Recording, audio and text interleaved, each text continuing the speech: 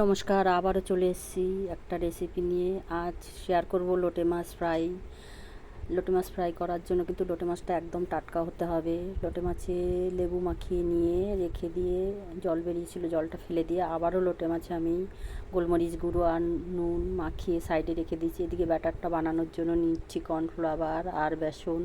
চালের গুঁড়ো নেই আমার কাছে, তাই বেসন দিয়েছি। আর চাট মশলা দেব, আর লঙ্কা বাটা, রসুন বাটা, ধনেপাতা কুচি দিয়ে আর একটু নুন দিয়েছি, দিয়ে একত্রে মিশিয়ে নিয়ে অল্প অল্প জল দিয়ে ব্যাটারটা আমি মাখিয়ে নিচ্ছি। এইভাবে মাখিয়ে এদিকে লোটে মাছে মাখিয়ে নিচ্ছি।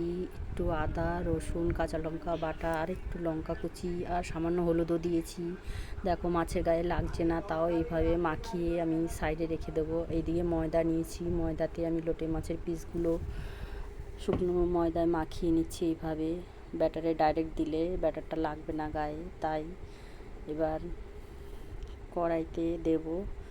দেওয়ার আগে ব্যাটারে এরকমভাবে চুবিয়ে চুবিয়ে দেব। একটা কথা, কড়াইতে দেওয়ার আগে কিন্তু গ্যাসের ফ্লেমটা বাড়িয়ে রাখতে হবে, নইলে কিন্তু মাছের গায়ে ব্যাটারটা ছেড়ে যাবে। তারপরে গ্যাস কমিয়ে তুমি ভাজো, ঠিক আছে? এই যে এইরকম কালার আসলে বুঝবে হয়ে গেছে। নামিয়ে নিচ্ছি লোটে মাছ ফ্রাই।